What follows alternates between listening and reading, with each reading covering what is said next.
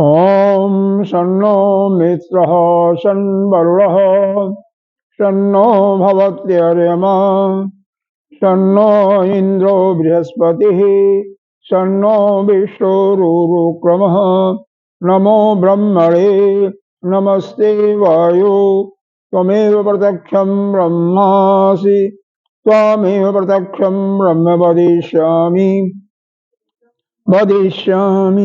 सत्यं वदिष्यामि तन्माम् अवतु तदवक्तारमवतु अवतु माम् अवतु वक्तारम्।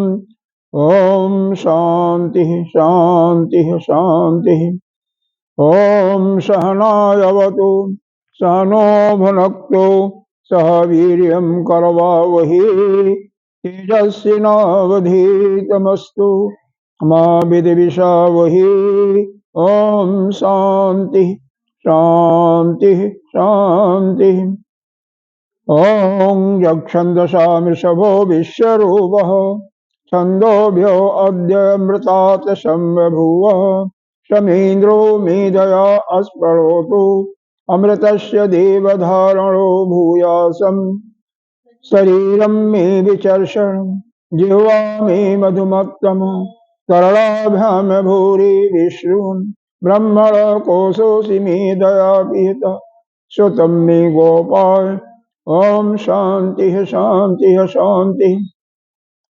ओम अहं वृक्षस्यरेरिव कीर्ति पिष्टं गिरिरिव ऊर्ध्वपवित्रो वाजनीव स्वमृतमस्मि द्रविणं सवर्चसं सुमेधा अमृतोक्षितः इति शङ्को वेदानुवचनम्।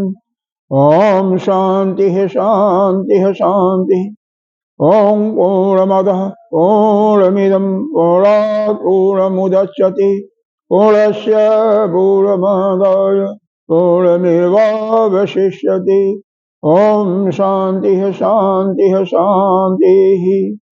ओम आप्यायन्तु ममङ्गानि वाक्यप्राणचक्षुः श्रोत्रमतो बलमिन्द्रियाणि च सर्वाणि सर्वं ब्रह्मोपनिषदं माहं ब्रह्म निराकुर्या मा ब्रह्म निराकरोद निराकरणमस्तु निराकरणं मे अस्तु तदात्मनि निरतेज उपनिषत्सु धर्मा ते मयि सन्तु।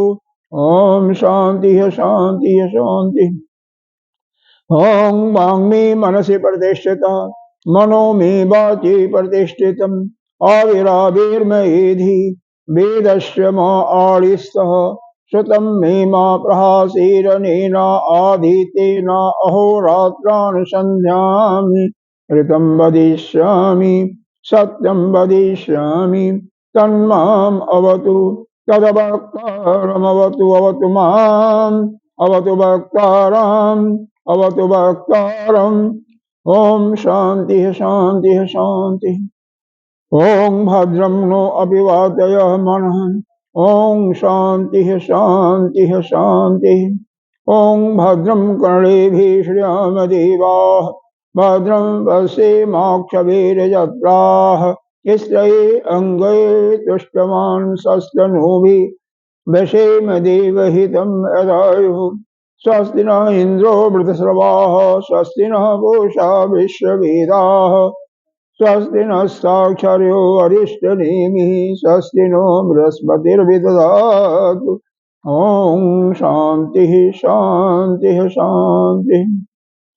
ओम यो ब्रह्माणं विदधाति पूर्वं यो वै वेदांश गणोति तस्मै तं ह देवात्मबुद्धिप्रकाशं मुमुक्षुवै शरणमहं प्रपद्ये। ओम शांति शांति शांति। ओम नमो ब्रह्मादिभ्यो ब्रह्म विद्या संप्रदाय कर्तृभ्यो वंश ऋषिभ्यो महद्भयो नमो गुरुभ्यो सर्वोपल्लवरहित प्रज्ञान घन प्रत्यगर्तो ब्रह्मैवामस्मि ब्रह्मैवामस्मि। ओम नारायणं ब्रह्मभवं वसिष्ठं शक्तिं च तत्त्वोऽत्र पराशरं व्यासं सुखं गौडपदं महान्तं गोविन्दयोगीन्द्रमथाशशीर्षं श्रीशङ्कराचार्यमथास्य पद्मपादं च हस्तमलकं च शिष्यं तं तोटकं वार्तिककारमन्यान् अस्मद्गुरुणसन्ततमानतोऽस्मि। श्रुते स्मृतिपुराणानामालयं करुणालयं नमामि भगवत्पादं शङ्करं लोकशङ्करम् शङ्करं शङ्कराचार्यं केशवं बादरायणं श्रोत्रभाष्य कृतौ वन्दे भगवन्तौ पुनः पुनः। ईश्वरो गुरुरात्मेति मूर्तिभेदविभागिनि व्योमवद्व्याप्तदेहाय दक्षिणामूर्तये नमः। असुराणि निराचष्टे तनोति शिवसन्ततिम् स्मृतमात्रेण जतपुंसां ब्रह्म तन्मङ्गलं वा अधिकल्याणरूपत्वात् नित्यकल्याणसंशय अस्मृतराम्रत्वा च ब्रह्म तन्मङ्गलं विदु। ओङ्काराचात् शब्दस्य द्वैतौ ब्रह्मणा पुरा कण्ठं भेत्वा विनिर्यातौ तस्मान्माङ्गलिका बुभौ तस्मान्माङ्गलिका बुभौ। ऐरिमी गुरुभि पूर्वं पदवाक्य प्रमाणतः व्याख्याता सर्ववेदान्तो तानीदं नतोऽस्म्यहम्। ओम शांति शांति शांति। हरि ओम श्री गुरुभ्यो नमः। हरि ओम। शंकरं शंकराचार्यं केशवं भद्राण्यं सूत्रभाष्यकृतौ वन्दे भगवन्तौ पुनः पुनः। ईश्वरो गुरुबलात्मेति मूर्तिभेद विभागिनी व्योमवद्व्याप्तदेहाय दक्षिणामूर्तये नमः। दक्षिणामूर्तये नमः। अखण्डमण्डलाकारं व्याप्तं येन चराचरं तदपदं दर्शितमजेन तस्मै श्रीगुरवे नमः। अज्ञानतिमिरान्धस्य ज्ञानाञ्जनशलाकया चक्षुरुन्मीलितं येन तस्मै श्रीगुरवे नमः। गुरुर्ब्रह्मा गुरुर्विष्णु गुरुर्देवो महेश्वर गुरुः साक्षात् परं ब्रह्म तस्मै श्रीगुरवे नमः। गजाननं भूतगणाधिसेवितं कपितजम्बूफलचारुभक्षणम् उमासुतं शोकविनाशकारकं नमामि विघ्नेश्वरपादपङ्कजम्। अनंत श्री विभूषित श्री 1008 पंचायती महानिर्वाणी अखाड़ा के अग्रणीय श्रोत्रीय ब्रह्मनिष्ठ महामंडलेश्वर एवं उत्तर प्रदेश संत समाज के अध्यक्ष श्री सद्गुरुदेव भगवान के चरणों में कोटि कोटि नमन बंदन अर्चन। यहाँ के अधिष्ठाता देव श्री दक्षिणेश्वर भगवान एवं अन्य प्रतिष्ठित देवों को कोटि कोटि नमन बंदन। यहाँ पर प्रांगण में उपस्थित बटुक मातृशक्ति भक्तजन सभी के अंतःकरण में विराजमान उस आत्मस्वरूप परमात्मा को नमन करते हैं। यह वेदांत सर्व वेदांत सिद्धांत सार संग्रह का हम अध्ययन कर रहे हैं। 398वां श्लोक पढ़ेंगे। इसके पहले हमने कल अध्ययन किया था पंचकोश क्या है और मनोमय कोश के बारे में चर्चा की थी कि मन ही जो है बंधन और मोक्ष दोनों का कारण है। जितने भी अर्थ या और अनर्थ, अनर्थ माने नुकसान, अर्थ माने सुबह जो प्राप्ति होती है हमें धन इत्यादि, धन ही नहीं धन पद वंश परंपरा इत्यादि उनकी प्राप्ति, या दूसरे शब्दों में कहें सुख और दुख जो हम प्रतीत करते हैं उसका अनुभव करता यह मन के द्वारा ही हमें मालूम होता है। अब इसी को आगे बढ़ाते हुए अभी मनोमय कोश का ही चर्चा चलेगा। आजकल तो 398वां श्लोक पढ़ रहे हैं। मनो ही अमुष्य प्रवरस्य हेतु अंतर्बहिष अर्थम अनेन वेत्ति शिरोति शीघ्रम, ये नहीं हुआ था ना। अमुनैव चेक्षते वक्तिं अस्पृशक्ति करोति सर्वम, शायद ये हो गया था ना, क्योंकि इसमें ये बताया गया था कि मन ही जो है सभी विषयों की ओर जो है, मन के कारण ही हमारी इंद्रियां विषयों में जाती हैं। दोनों बातें हैं, हालांकि इंद्रिय क्योंकि बाहर की तरफ ही बनी हुई तो इंद्रियां विषयों में जाती हैं, साथ में मन जाता है, कभी इंद्रिय जाती है कभी मन जाता है। क्योंकि देखो कई बार मन के अंदर ही ऐसा भाव आता है कि हमें यह चीज चाहिए, इच्छा होती है, तो मन के अंदर जब इच्छा होती है तो इंद्रियां विषय में जाती हैं। और कई बार इंद्रियों से हम देख लेते हैं, सुन लेते हैं, सूंघ करके भी हमारा मन उधर चला जाता, तो यानी पहले इंद्रियां गई तो मन गया बाद में। और कई बार मन के अंदर ही, जैसे मान लो हम कहीं रह रहे हैं, मकान ठीक नहीं है, जीर्ण हो गया है, तो मन के अंदर भाव आ गया कि इसका हम थोड़ा सा रेनोवेशन करें, जो किराए के मकान में है उसका थोड़ा सा ठीक ठाक करें उसको। तो मन में भाव आ गया, फिर इंद्रियों उसमें जाती हैं, इंद्रियों के माध्यम से जो मन में संकल्प आता है, बुद्धि निश्चय कर लेती है, फिर वह हम कार्य कर लेते हैं। ये दोनों बातें हैं। तो यहाँ पर ही बताया गया कि मनो ही अमुष्य प्रवणस्य हेतु हो, मन ही जो है यह अंतर जगत में और बाह्य जगत में जितने भी वस्तुएं हैं, भोग वस्तुएं, उनकी इच्छा मन इसी मन के कारण ही होती है। श्रोति, चाहे वह सुन करके, चाहे जिघ्रति सुन करके, अरे सूंघ करके, चेक्षते या देख करके, वक्तिम स्वयं बोल करके, अस्पृश्यति यानी स्पर्श करके, जो कि त्वक इंद्रिय का काम है। यह सभी जितने भी अर्थ अनर्थ हैं उनकी प्राप्ति का कारण, यह हमारी यहाँ पर पांचों ज्ञानेंद्रियों के जो विषय थे उनका वर्णन कर दिया गया। यह कल वो से हो गया था। अब अगला श्लोक पढ़ते हैं। बंधस्य मोक्षो मनसः इव पुंसाम अर्थो अनर्थोपि अमुनैव सिद्ध्यति शुद्धेन मोक्षो मलिनेन बंधो विवेक तो अर्थो अविवेको अन्य। यहाँ पर कह रहे हैं बंधन क्या है और मोक्ष क्या है। अब बंधन और मोक्ष की बात चल रही है, तो वास्तव में बंधन कुछ नहीं है, आपको कोई बांध नहीं रखा है, कोई बांध नहीं रखा है। आप केवल भ्रम के कारण हमें प्रतीति होता है, हमें अनुभव होता है कि हम बंधे हुए हैं, लेकिन बंधे नहीं हुए, आप तो मुक्त हो ही हो। आप तो स्वयं नित्य शुद्ध बुद्ध मुक्त उस आत्मस्वरूप परमात्मा स्वरूप ही हो। लेकिन हम इस शरीर से तादात्म्य करने के कारण जो शरीर के द्वारा जो कार्य संपन्न होता है, जो भोग होता है, जो ज्ञान आता है, उसको हम अपना मान करके और शरीर के साथ जिनका जिनका संबंध जुड़ा हुआ उनको अपना मान करके और उनके दुखों से हम दुखी या उनके सुख से हम सुखी दुखी होते रहते हैं। तो कारण यही है, बंधा नहीं है। जैसे बंदर को चना बहुत प्रिय होता है, और एक गगरी जानते हैं ना आप लोग, जिसका ऊपर का सुराख पतला होता है और नीचे फैलाव होता है, ज्यादा होता है, तो उसमें चना भर के रख दीजिए, और जब बंदर उसका सूंघ करके जाएगा, उसका ढक्कन खुला हुआ रखिए, तो बंदर जाएगा तो उसमें अपना हाथ डाल देगा, हाथ चला जाएगा, थोड़ा सा नीचे होगा, ऊपर होगा तब तो ऊपर से निकाल लेगा, थोड़ा सा नीचे हो तो बंदर उसमें हाथ निकाल जाएगा। हाथ जब उसमें से निकालेगा तो मुट्ठी बन जाएगी, चौड़ा हो जाएगा ना।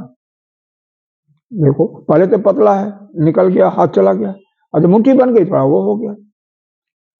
अब वह खींचता है लेकिन निकल नहीं पाता है, क्योंकि उसका मुखाना जो है, मुख जो है वह पतला है। वह सोचता है कि अंदर किसी वस्तु ने पकड़ लिया है, पकड़ा कुछ नहीं है। अगर वो मुट्ठी खोल दे, उस चने को गिरा दे, और फिर कोई नहीं पकड़ा है। उसी प्रकार से हम हैं, हमें कोई पकड़ा नहीं है, लेकिन हम स्वयं इस शरीर के साथ जो संबंध है, परिवार है, मित्र हैं, दोस्त हैं, माता पिता, बालक, बच्चे, पति पत्नी इत्यादि, और उनके प्रेम में हम अपने को बंधा हुआ महसूस करते, बंधे नहीं है। अरे जहां से आपको गीता जी के 6ठे अध्याय का कौन सा श्लोक है, शायद 22 या 23 श्लोक है 6ठे अध्याय का, ताम विद्यात दुख संयोगम वियोगम जोग संगीतिम। मतलब जहां जहां से आपको दुख मिलता है, दुख संयोग, जहां जहां से दुख का संयोग होता है वहां वहां से वियोग कर दो, उनको सब छोड़ दो, त्याग दो। तो त्याग का नाम ही वियोग है।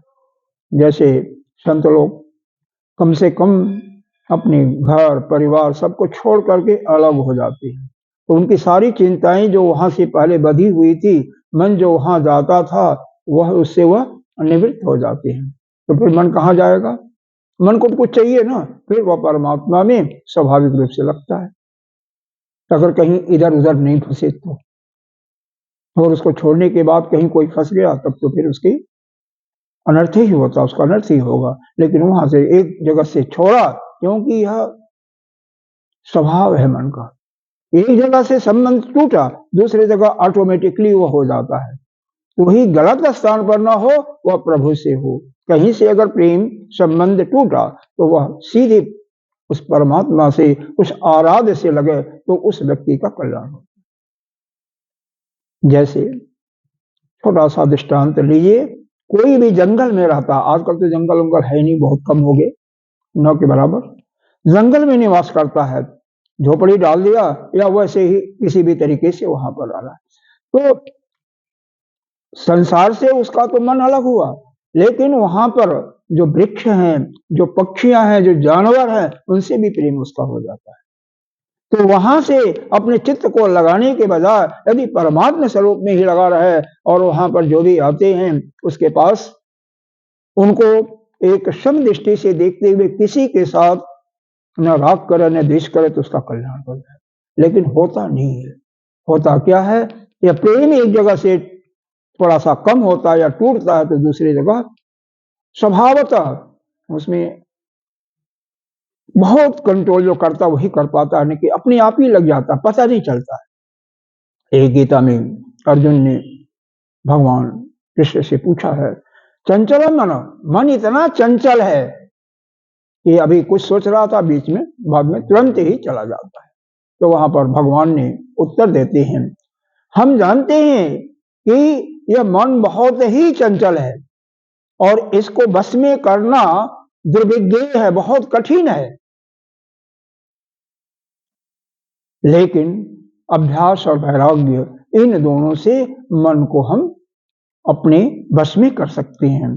तो यह अभ्यास और वैराग्य दो चीजें, इनका हम अपने जीवन में हर समय ध्यान रखें कि जितने भी वस्तुओं से हमारा किसी से संबंध होता है उनका हम वैराग्य करना चाहिए, उनको छोड़ते रहें। बिल्कुल संसार की वस्तुओं में, इसका तात्पर्य यह नहीं है कि संसार में रहना नहीं, संसार में रहते हुए जो अपने जीवन के लिए जरूरी है उसका भोग करते हुए बाकी हम उससे बिल्कुल निष्क्रिय रहें और कुछ ना करें। उससे प्रेम न करते हुए जितनी जरूरी है उतना अपना लिया और उसके बाद उससे कोई लेना देना नहीं। और अभ्यास किसका? उसी अपने आराध्य जिसको भी मान रखे हैं उसी के नाम का जाप श्रवण कीर्तन चलता रहे लगातार। जब लगातार मन आपका उस परमात्मा में लगा रहेगा तो मन इधर उधर नहीं जाएगा। तो यही दो रास्ते हैं हमें मन को अपने बस में करने का, और यह जो हम अपने को मान रखें कि हम बंधे हुए हैं तो इनसे छुटकारा पाने का। तो यहाँ पर यही किया गया। उपनिषद में भी आता है, मन एवं मनुष्याणाम कारणम बंध मोक्ष। बंधन और मोक्ष का कारण यह मन ही है और कुछ नहीं।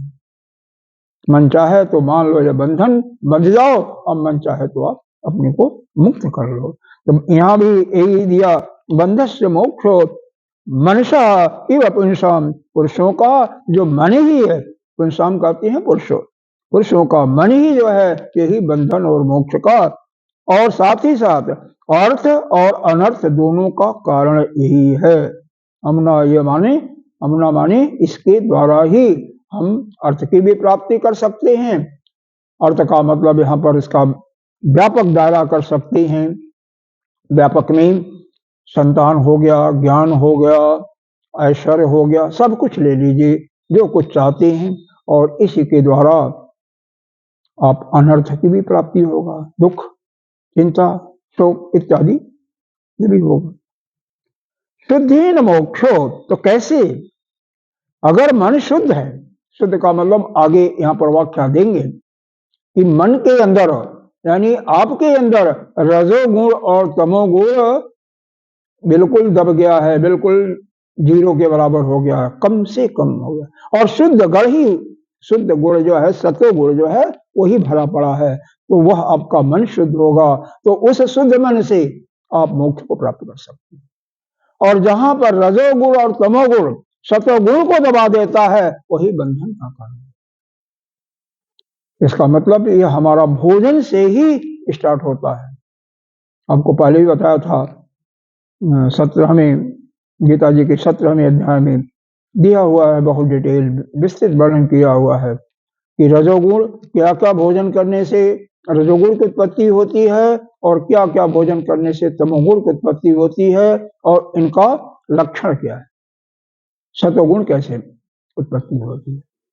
इसीलिए आपने देखा होगा कि संत सभी तो नहीं कर सकते हैं, जैसे हम लोग को आश्रम में रहते जो मिलता वही ले लेते हैं, लेकिन जो संत वैसे रहते हैं ज्यादातर अगर उनको मिलता है तो फल और दूध बाकी चीजों को छोड़ देते हैं, या हरी सब्जी, बहुतों को मैंने देखा है, हिमाचल प्रदेश में विशेष करके मैंने देखा है, वो कुछ नहीं लेते, तो हमेशा सतोगुण में रहेंगे।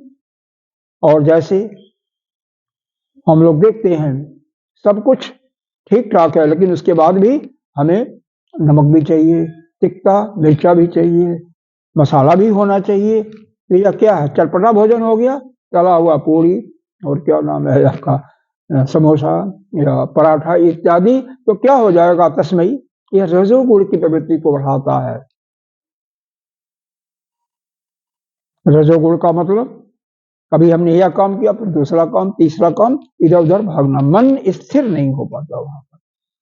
हमें यह भी करना है, ऋतिक सो रहे हो, जाओ मुंह धो और यहाँ आओ या स्कूल में जाओ, ऐसे नहीं चलेगा। तुम लोगों को, विद्यार्थियों को बिल्कुल छूट नहीं है। अभी से कितनी अवस्था हो गई, 12 साल 13 साल, 13 हो गए, कोई बात नहीं, और अभी से तुम झपड़ी लोगे तो आगे चल करके करोगे क्या?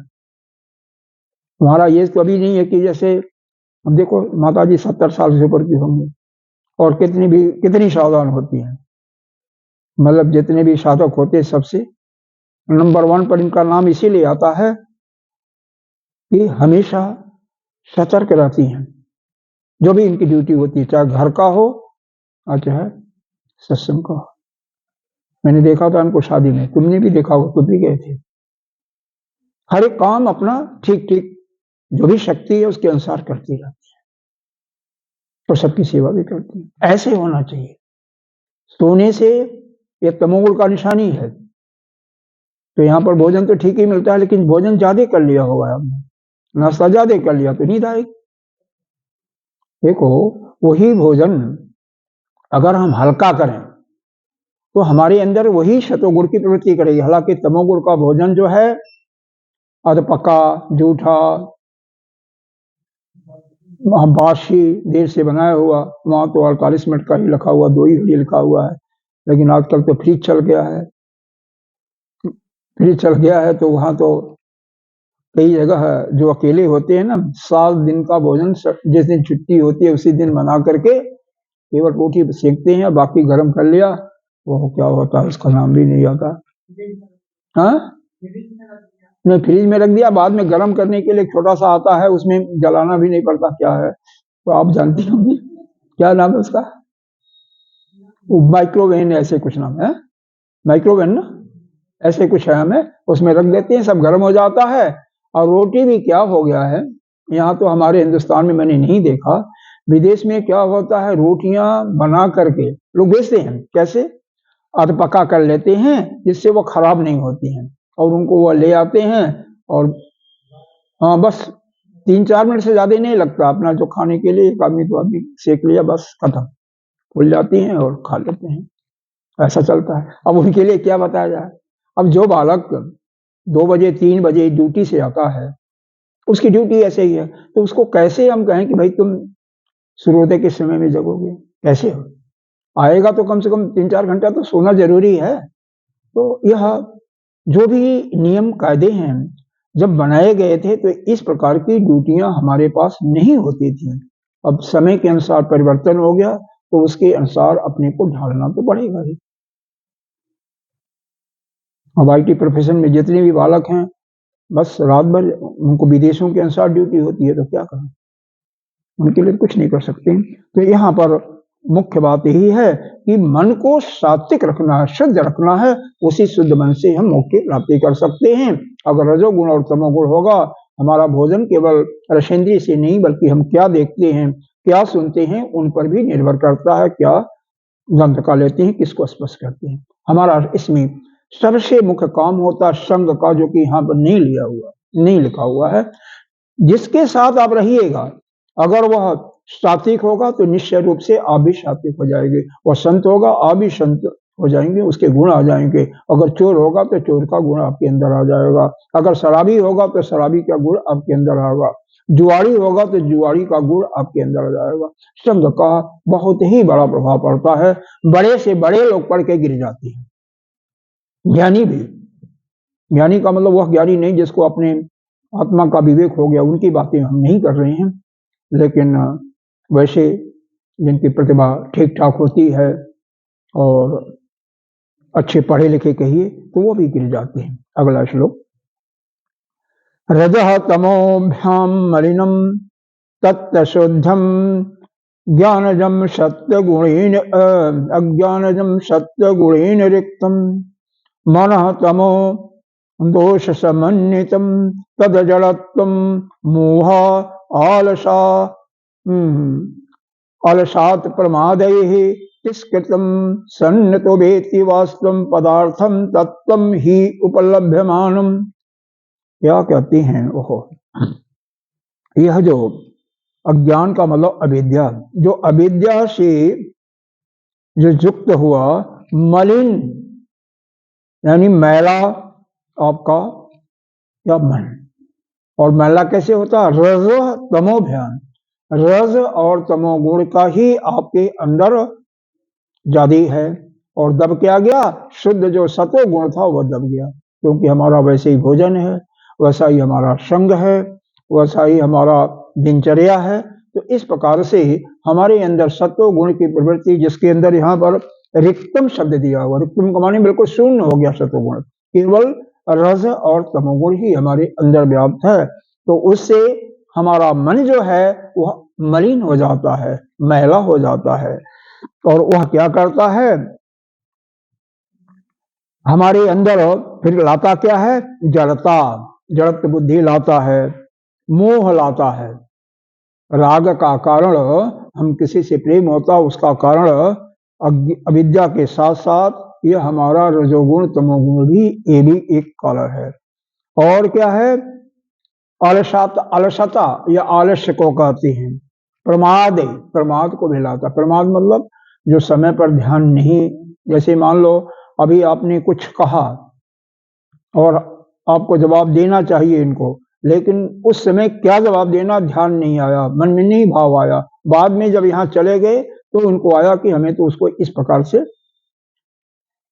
कहना चाहिए था, जवाब देना चाहिए था। तो इस प्रकार के जितने ये सब गुण है ना, यह सब गुण अवगुण कहिए, यह सब अवगुण आ जाते हैं। और क्या है?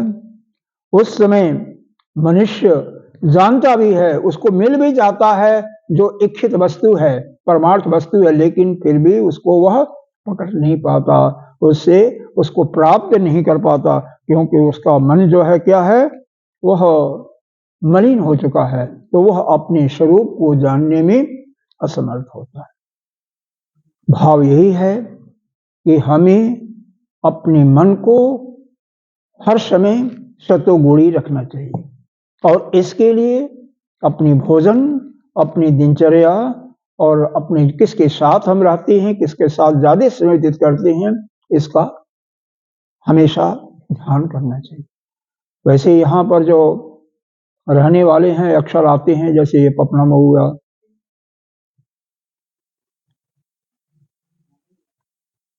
यहाँ पर बैठ गए ना, देखो हमने कहा कहीं जाओ, तो इन लोगों पर लागू नहीं होता। क्यों लागू इस नहीं होता कि ये दोनों टाइम सत्संग सुनते हैं। प्रायः ठाकुर साहब ले लो, राजश्री जी लो, या लोग हमेशा ही रहते हैं, आते रहते हैं, जाते रहते हैं। तो जब हम 24 घंटे में से अब यहाँ सुनते हैं तो जरूर कुछ चिंतन भी करते होंगे, लोगों से बात करने में भी इसका प्रभाव कुछ मालूम होता होगा। तो जब 3-4 घंटे भी जाप भी करते हैं, संध्या बंदन भी जिसको करना होता, कुछ न कुछ तो करता ही है, मंत्र का जाप तो करता ही है, तो इन पर वह रजो और तमोगुण हावी नहीं हो सकता है, उसके चांसेस बहुत कम होते हैं। तो हम हमेशा इस पर भोजन करते समय किसी वस्तु को देख रहे हैं, किसी व्यक्ति को देख रहे हैं, किसी की बात सुन रहे हैं, नहीं सुन रहे हैं, हर समय अपने को सावधान रखना चाहिए। जो रखेगा वही मोक्ष को प्राप्ति के रास्ते पर आगे बढ़ता हुआ और एक समय उसको प्राप्त ही कर जाएगा। यहाँ पर एक आया है, तिरस्कृतम सन्न तो वेत्ति। यह जो रजोगुण और तमोगुण जिससे बढ़ते हैं उनको बिल्कुल तिरस्कृत कर देना चाहिए, बिल्कुल त्याग देना चाहिए। त्याग एक विशेष अपना पार्ट यानी अपना भूमिका अदा करता है। जिसके अंदर त्यागने की प्रवृत्ति नहीं है, जैसे हमें मालूम हो गया इस वस्तु से हमें आलस्य आया भोजन में ही, तो वह सभी जानते होंगे किससे आलस्य आता है। एक तो वही भोजन कितना भी सात्विक भी होगा, ज्यादा हो जाएगा तो भी वो हो जाएगा, तामस गुण आ जाएगा।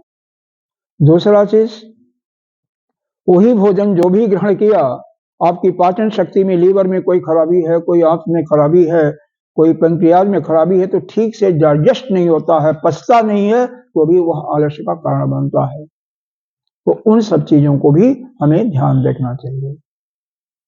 आप क्या ले रहे हैं, क्या खा रहे हैं, उन पर तो ध्यान रखना ही होगा। लेकिन यह भी मान लो किसी का लीवर का कई बार बढ़ जाता है, कई बार पैंक्रियाज में, कई लीवर में सूजन हो गया, तो मतलब इस सब के कारण क्या होता है, भोजन ठीक से पचता नहीं है। तो वहां पर पहले तो यही था, किडनी भी जिसकी खराब हो जाती थी उसको भोजन को छोड़ देना, केवल जल पर रहना, वो ठीक हो जाते थे। आजकल तो सीधे डॉक्टर डायलिसिस पर, उनके अलावा कोई काम नहीं है, क्योंकि लोगों के पास पैसे भी हैं, वो डायलिसिस करवा देते हैं। लेकिन जो भोजन, अरे आप पशुओं को देखो, कोई जानवर है, पक्षी है, अगर उसको प्रॉब्लम कोई आ जाता है तो भोजन को छोड़ देते हैं बिल्कुल। गाय को देख लो, वह अगर कोई प्रॉब्लम हो गई तो वह वही घास नहीं खाएगी, हरी हरी कितनी घास है वह, हम वहां से अपने को उनसे सीख भी नहीं पाते हैं ना। और यहाँ तो आप गांव में रह करके देखते भी हो पशुओं को, जो शहरों में रहते हैं वह देखेंगे कहां से, मिलेंगे नहीं। खैर, मुख्य रूप से तो आप समझ में आ गया होगा, हमेशा हमें सत्वगुण ही बना रहना चाहिए। हमारे अंदर हमारा शरीर हल्का फुल्का महसूस हो, किसी भी समय कोई कहे खाने की तो खा सकने की शक्ति हो हमारा, लेकिन खाना नहीं चाहिए, वो बात अलग है, तो खाने से फिर वही आ जाएगा या। लेकिन ऐसा नहीं हो कि बिल्कुल हमेशा पेट भरा हो, आधा पेट खाओ, हमेशा तरोताजा रहोगे। और वेद भी यही कहता है, जितनी हमारी भूख है, यह नहीं कि अगर 10 रोटी कोई खाने वाला परिश्रम फौरा चलाने वाला है तो 1 रोटी दे दो, नहीं, उसके लिए तो कम से कम 5-6 रोटी चाहिए, उतना खाए, हल्का रहे, बस यही मतलब। जिसकी जितनी अपनी क्षमता है उसका आधार, सबके लिए बराबर नहीं है। अब जैसे हम लोग अब दूसरी अवस्था में पहुंच गए तो हम लोग को वो भी चलेगा, एक भी चलेगा तरोताजा रहने के लिए, लेकिन शक्ति के अनुसार है। कट्ठा कट्ठा है, उसके लिए जरूर डेफिनेटली आपसे ज्यादा चाहिए, तो जैसे जिसको जरूरत है उतना चाहिए। अगला स्कूल देखिए, अगला श्लोक देखिए। रजत उपयुक्तम यदि भवति विक्षेपक गुणैः प्रतीपैः कामाद्य अनिविषम मनोदीपो जत प्रबल मरुताधस्य महिमा। यहाँ पर तो यह रजोगुण से इन्होंने बहुत ही बता दिया है। जैसे दीपक है,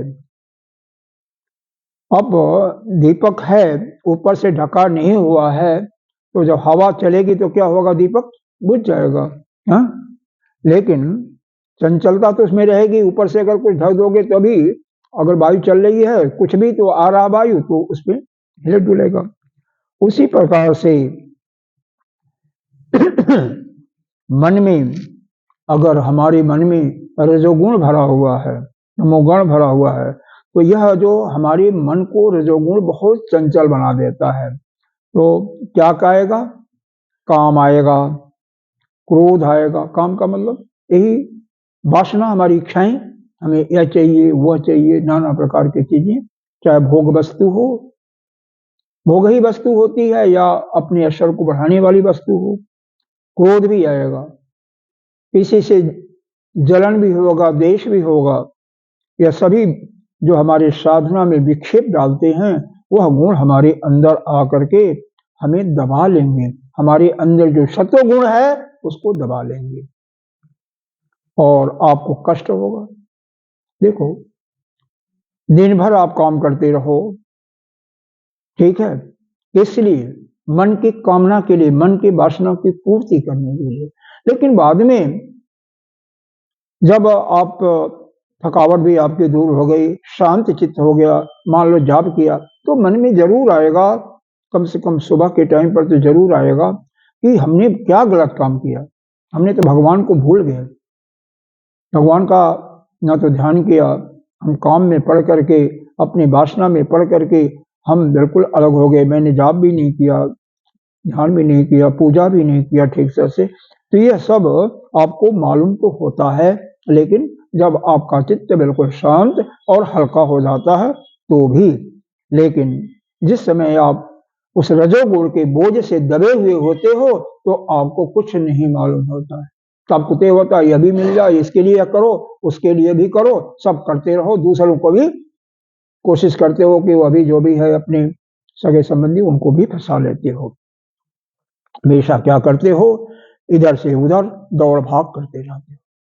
यही होता है, संसार का यही नियम है कि, और सबका मूल कारण हमारी क्या है, वासना, कामना। हमारे मन के अंदर जो पुराने संस्कार चित्त में पड़े हुए हैं, उनके कारण हम नई नई जो भी वस्तु देखते हैं, किसी से सुन जाते हैं या कभी भोगे हुए हैं तो उसको प्राप्त करने की इच्छा। अरे कई बार होता है, किसी ने कहा आपको अमुक फल है, बहुत सुंदर है, बहुत स्वादिष्ट है, कहाँ मिलता है वो भी बता दिया उसने। तो अगर आपके पास सामर्थ्य है तो दूसरे दिन ही जाकर के देखोगे, भाई चलो इसको देखा जाए, बहुत स्वादिष्ट है। तो यह सब जो प्रवृत्ति है, यही हमें जो है, वह जो हमारा शुद्ध रास्ता है, जो सत्वगुण को बढ़ाने वाली प्रक्रिया है या भगवान से मिलाने वाली प्रक्रिया है, उससे हम हट जाते हैं और हट करके उस वस्तु के कामना के बस में आकर के, अब कोई विक्षेप करेगा, कोई बाधा डाल गया, मान लो आपको जल्दी पहुंचना है कहीं, बीच में कोई आ गया तो उस पर आपको बिना मतलब के क्रोध आता है कि 10 बजे कहीं मान लो कोर्ट में कोई हाजिरी देनी है, कोई बीच में आ गया तो उस पर बिना मतलब, जब किसको रोक नहीं सकते हो, ये सड़क आपके बस का नहीं है, सड़क में जो भी भेड़ पाएगा, लेकिन आपको मन ही मन उड़ते रहते हो, बेशक उसको बाहर व्यक्त मत करो। यह सब मन के अंदर जो विक्षिप्तता आती है ना, हमारे चित्त को मन को बिल्कुल असावधान कर देती है, और उस समय हमें धीरे धीरे क्या करना चाहिए, क्या नहीं करना चाहिए, इसका बोध जो है, इसका ज्ञान है, वो भी समाप्त हो जाता है। इसीलिए कहीं और क्या, जब जल्दी जल्दी करते हो ना, तो आपकी हार्ट की धड़कनें भी बढ़ती हैं, विशेष करके ओल्ड एज में, मतलब जिनकी एज ज्यादा हो जाती है, हमेशा इस चीज का ध्यान रखना चाहिए। क्यों? ये जो हार्ट अटैक का कारण, दो कारण विशेष करके होता है, एक तो शीत का, ठंड का, और दूसरा यह जल्दी जल्दी जो करने की प्रवृत्ति होती है। और जो जितना ही शांत रहेगा, उसका मन शांत होगा, मन शांत होगा तो केवल वह अमृत स्वरूप, वह जो अपना मोक्ष का साधन है, उसी के विषय में सोचेगा, कैसे मैं अपनी साधना को बढ़ाऊं। और जब मन विक्षिप्त होगा तो उधर मन जाएगा ही नहीं, और नहीं तो जो करना चाहिए सांसारिक कार्य, उसको भी ठीक तरह से नहीं कर पाए। अगला, समझ में आ रहा, नहीं आ रहा? कुछ आ रहा समझ में?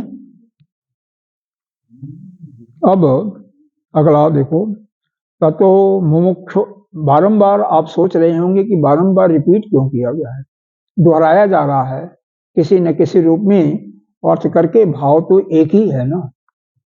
तो यहाँ पर अपनी महिमा है ग्रंथ रचयिता की, कि हमारे जो शिष्य हैं, बाद में कलयुग बहुत पुराना यह है, जब वेदों ने लिखा होगा तभी उन्होंने इसको लिखा होगा बाद में, इसके सार को। वैसे 1914-18 का अभी यह पुस्तक छपी हुई थी, कहीं यह लिखा हुआ था, मैंने देखा था, जो संस्करण पुस्तक नहीं मिल पाई कहीं, तब इन्होंने इसको दिया। तो खैर, जो कुछ है कारण, जो कुछ है, मुख्य बात तो यही है कि हम जैसे जैसे हमारे जैसे और जनरेशन आएगी, उनकी बुद्धि मंद हो जाएगी। वह एक बार दो बार कहने के बाद वह उस ज्ञान को नहीं समझ सकती। बारंबार जब समझाया जाएगा, तभी उनके समझ में आएगा। इसीलिए यहाँ पर पुनरावृत्ति। अरे, एक प्रसंग आता है छांदोग्योपनिषद में, वहां पर शिष्य को 9 बार समझाया गया है। श्वेतकेतु नाम का शिष्य 9 बार समझाने में एक ही चीज को, एक ही ज्ञान को फिर समझ में आया। तो यह कोई, इससे हमें घबराने की जरूरत नहीं है। हर एक वस्तु का ज्ञान, यह कोई कहे कि एक तीव्र बुद्धि वाले बहुत होते हैं, एक बार कहा गया उससे भी उनको अंदर आ गया, वो बात अलग है। लेकिन हर एक की बुद्धि अलग अलग होती है, हर एक की शक्ति अलग अलग होती है। तो इसलिए किसी एक ही चीज को 2 बार 4 बार कहना कोई यहाँ पर दोष नहीं आता। क्यों? आगे के जनरेशन को देखते हुए यह सब बातें कही गई हैं।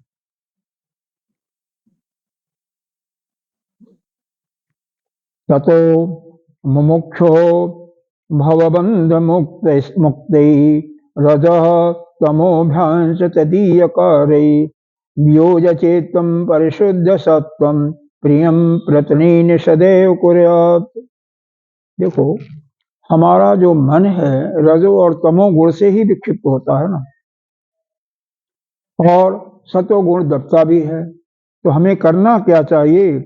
मुक्ति जो चाहने वाला पुरुष है, जिसको दोबारा इस संसार में जन्म नहीं लेना चाहता है, उसको रज और तमो गुण से दूर होना चाहिए। रज गुण का लक्षण क्या है?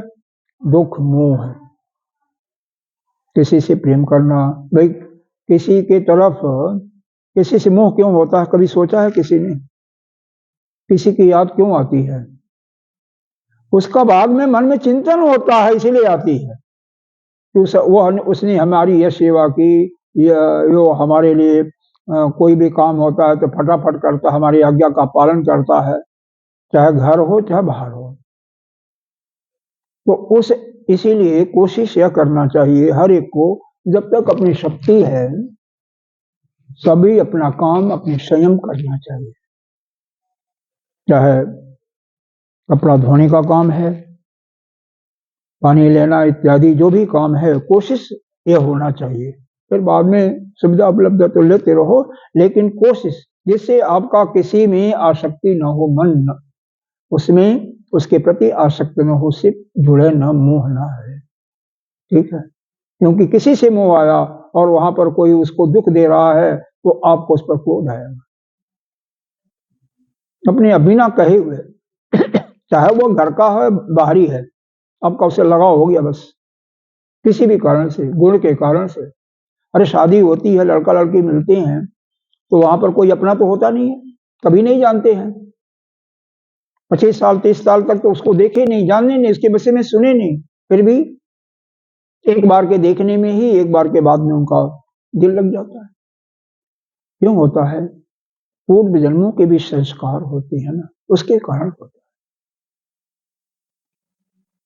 जो आपकी इच्छाएं हैं दूसरे की भी वही इच्छाएं हैं, जो आपकी सोच है दूसरे की भी सोच है, चाहे आप उसको जानते हो न जानते हो, उससे प्रेम दोनों का हो जाए, अब विचरण में मोह होगा।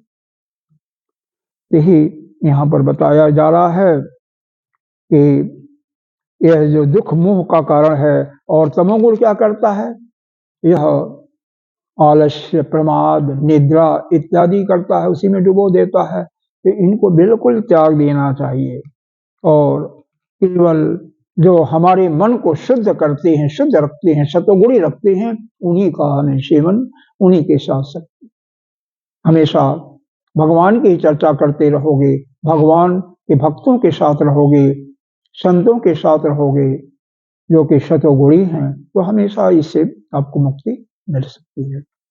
और नहीं, नए लोग भी हैं तो उनको भी जो ज्ञान उनके आयु के अनुसार, देखो अगर 15 साल का 20 साल का बालक है और उसको कहो कि भैया तुम सब कुछ त्याग करके और भगवान का ध्यान करो या मोक्ष प्राप्ति करने का, उसके मन में तो नहीं आएगा ना, वो तो आपको ही पागल समझेगा कि कहाँ से पागल आ गया है, चाहे आप कितने बड़े संत हो, चाहे कोई भी हो। लेकिन जो जिनकी आयु बढ़ गई है, शरीर में शक्ति भी नहीं है, अगर उनसे कहो काम करने के लिए तो नहीं होगा ना, उनसे तो केवल एक बस भगवान का जाप करते रहो, जाप के अलावा कुछ नहीं है, सत्संग सुनो, जितना शक्ति है सामर्थ्य है, और जाप करते रहो, भगवान का जो भी पूजा अर्चना करते रहो। अरे जाप ऐसे नहीं होता, सो करके भी करो, लेकिन सो मत, नहीं बैठ नहीं सकते आप ना उस समय, क्या है, क्योंकि जाप का विधान तो यही है कि हमारा मन उस जिसकी भी जाप कर रहे हैं उसके हृदय में से लग जाए, और तो वो बैठ करके ही होता है। लेकिन शक्ति जब क्षीण हो चुकी है, नहीं हम देर तक बैठ सकते, लेकिन अपना मन लगाने के लिए तो हम निद्रा न आवे तो पैर फैला करके भी कर सकते, जैसे यहाँ पर ही है, नहीं जो बैठ पाते हैं अब कुर्सी पर बैठ जाए, कोई दिक्कत नहीं, क्योंकि शक्ति तो वह रही नहीं, युवावस्था हमारी नहीं है ना, तो हमें अपने अनुसार, किसी को हम शिक्षा दे रहे हैं तो उसमें भी उसकी अवस्था का ध्यान रखना, उसकी रुचि का दे, क्या चाहता है वह, अगर वो वस्तु को नहीं चाहने वाला है तो उसके सामने तो केवल बाड़ी का जमा खर्च ही है ना, तो कोई फायदा नहीं है। फिर अगला श्लोक देखें, यहाँ पर जो जो हमें कष्ट होते हैं ना, उसके विषय में बात किया गया है। गर्भवास जनि प्रदर्शन जरा व्याधादि प्राणिनाम यद दुखम परिदृश्यते च नरके तत्र चिंतिता मुहुः दोषाणीव विलोक्य सर्वविशेषां विमुच्य अभितस्सग्रह अंति विमोचनाय सुमति सत्वं समलंबताम्। देखो, एक गीता जी के 13वें अध्याय में आया है, इंद्रियार्थेषु वैराग्यम अहंकार एव च, यह शायद 8वां श्लोक होगा 13वें अध्याय का, नाम होगा। जन्म मृत्यु जरा व्याधि दुख दोष अनुदर्शितम, बुढ़ापे का जन्म का, मृत्यु का, रोग का, व्याधि जो आती, इनके दोष को रोज चिंतन करते रहो तो क्या होगा, इस शरीर से वैराग्य हो जाएगा, इस संसार से आपका वैराग्य। वही चीज यहां पर भी लिखा हुआ है। क्या लिखा हुआ है? गर्भवास। गर्भ में भाई देखो, जब आपका मोक्ष नहीं होगा तो क्या होगा? मरने के बाद तो फिर किसी गर्भ में आओगे, चाहे मनुष्य योनि में आओ, पशु योनि में आओ, चिड़ी पक्षी, कहीं तो आओगे। तो वह गर्भ के समय में जो दुख होता है उसको जानो, उसको समझो। एक संत कहते थे कि 100 भिक्षुओं को 10 भिक्षु जानते हो कि नहीं जानते हो? हमें तो कई बार मारा है। कैसे? वो ईंटा गाड़ देते हैं ना, तो ईंटा निकालने में मकान उकान बनता तो होता है। अच्छा, लेकिन 100 नहीं मारे होंगे, एक ही तो मारे होंगे, इतना तो नहीं मारा है। तो उसके दंश करने से जितना दुख होता है उतना जन्म के समय दुख होता है, और 1000 भिक्षुओं को मारने से, एक बार मारे, जितना दुख होता है उतना मरते समय होता है। प्राण जल्दी निकलता नहीं है। आप लोगों का नहीं, जिनका मतलब जो जितना ही संसार में गलत काम किया होगा, दुष्चरित्र वाला होगा, उसको ज्यादा दुख होता है। सात्विक व्यक्ति को तो, और जो जोग का भी सारा किया हुआ उसका तो सीधे प्राण यहाँ से मूर्धा से निकल ही जाता है, उसमें समय भी नहीं लगता, उसको दुख भी बहुत कम होता है। ऐसा संत लोग बताते हैं। ऐसे लोग जिनको अनुभव होगा, कई ऐसे भी मिलेंगे शायद आपको जिनका प्राण निकल गया है फिर वापस आ गए हैं वो, लेकिन इक्के दुक्के कहीं मिलते हैं, इक्के दुक्के। तो यह प्राण का स्वभाव ही है जाना।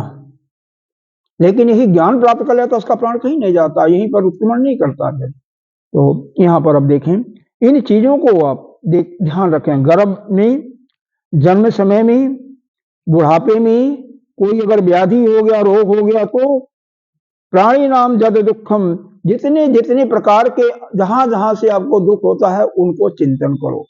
परिदृश्यते च नरके, और जैसे शाम के कथा में ब्रह्म पुराण में बताया गया है 86 प्रकार के नरकों का वर्णन, उन नरकों के बारे में चिंतन करो। तत् चिंता इत्तामहु, उसका बारंबार चिंतन करो। यहाँ पर कोई बुढ़ापा वाला दोष नहीं दिखाई दे रहा है। बुढ़ापा वह, ठीक है, एज की बात मैं नहीं कर रहा हूँ। हम गांव में देखे होंगे या शहर में कहीं भी, डंडा ले करके शरीर को झुक करके पीठ से आधे झुक जाते हैं फिर भी चल रहे हैं, खांसी भी आ रही फिर भी उनको करना ही पड़ता है, कोई सहारा नहीं है। क्या करेंगे वो? आजकल तो घर घर में लैट्रिन वगैरह सबकी सुविधा हो गई। पहले तो लैट्रिन करने के लिए 1 किलोमीटर जाना पड़ता था। उस समय में मैंने देखा हुआ कैसे लोग डंडा टेक करके जाते थे।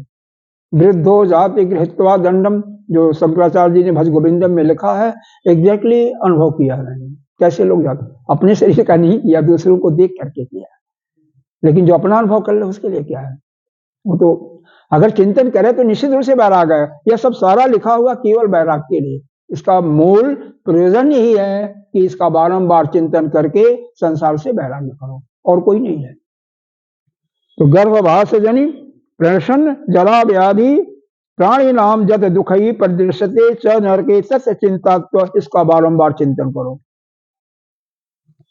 व्याधि कहते हैं ऐसा रोग जो कि जल्दी ठीक नहीं होता, जिसको असाध्य रोग कहते हैं। शुगर का इसमें भी, डायबिटीज जो है ना, मरते समय तक ही होता है, बहुत कहीं इक्का दुक्का कहीं ठीक होते हुए देखा होगा आपने। जोड़ों का दर्द भी, यह भी असाध्य रोग के अंदर ही आता है, जल्दी ठीक होने वाला नहीं। जिसको शुरू हो गया, चाहे कमर का, चाहे घुटने का, कहीं का भी, उसका भी असाध्य ही रोग हो जाता है। अल्सर का रोग अब तो मेरे ख्याल से ऑपरेशन के बाद शायद ठीक हो जाता है। किडनी का रोग हो गया, वो भी जाता नहीं है। तो कई असाध्य ऐसे रोग हैं जो कि जाते नहीं हैं, तो उनका चिंतन करो। दोषा नहीं विलोक्य, उनके अंदर जो दोष होते हैं उनको हमेशा देखो। सर्व विशिष्ट विमुच, और जो उसके कारण हैं उनको छोड़ दो, त्याग दो। विमुच, उनको छोड़ दो।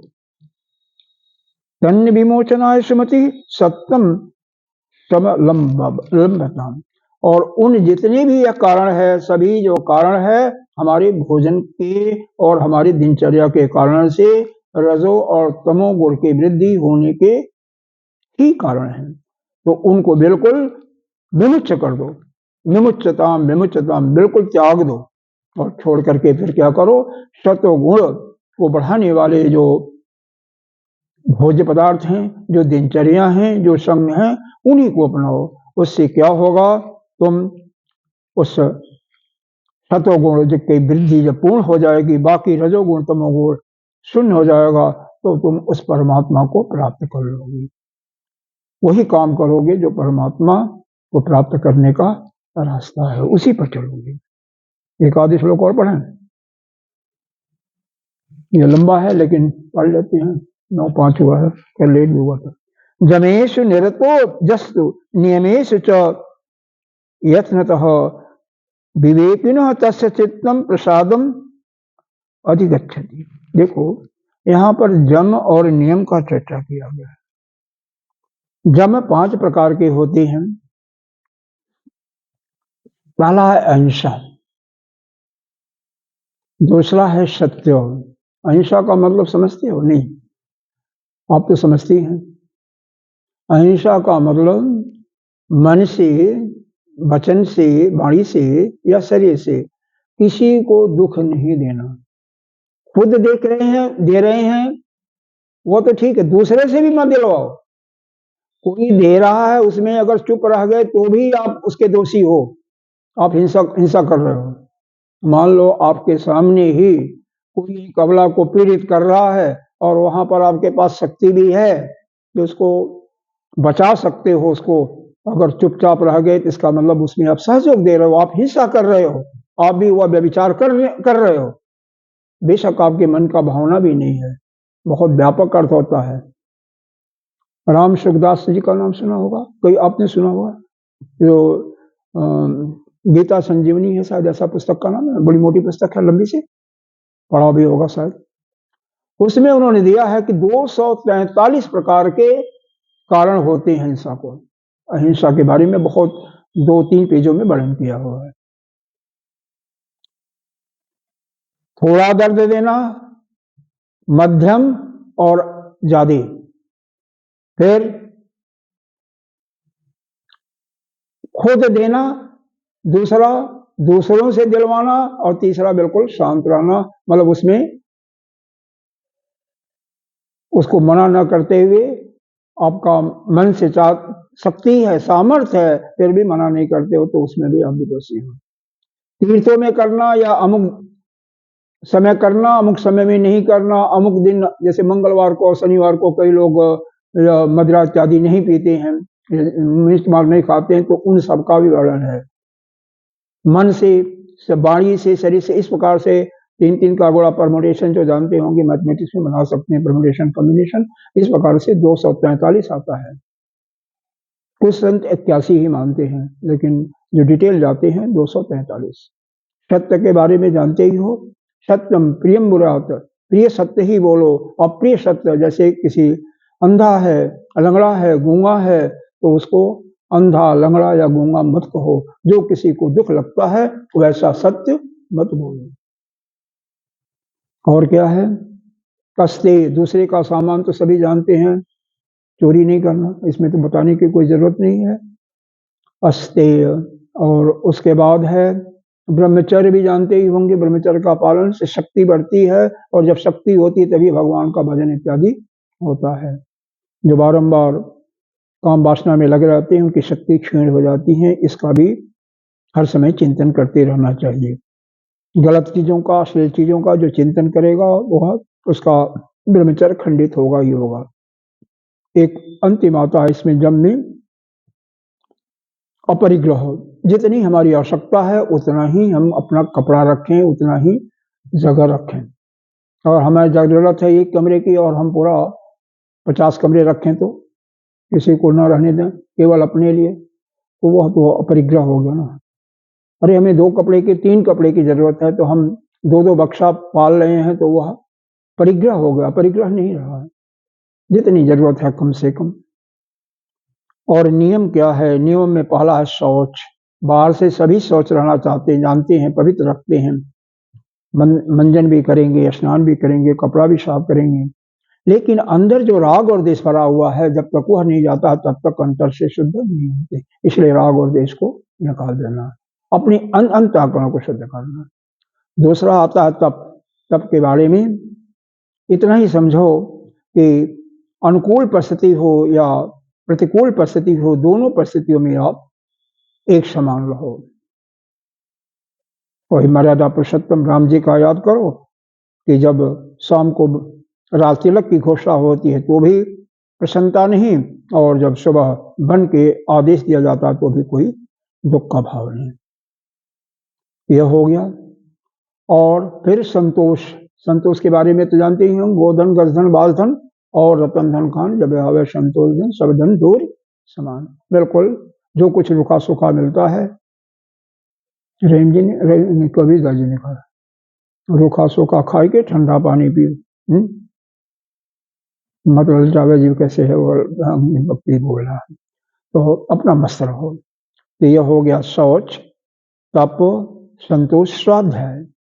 स्वाध्याय का भी दो अर्थ है, एक तो यह जो शास्त्रों का पढ़ना, और दूसरा है अपना अध्ययन करना, स्वाध्याय। संत लोग कहते हैं जो अपना अध्ययन नहीं करता, इसलिए नित्य प्रति शाम को सोने के पहले 10 मिनट आत्मचिंतन करना आवश्यक है। हमने क्या किया दिन में, किसको गाली दिया, किसको बुरा कहा, किसके हृदय को दुखाया, तो वह याद करके भगवान से प्रार्थना करना, अपने मन को धिक्कारना कि हम कल से यह काम नहीं करेंगे।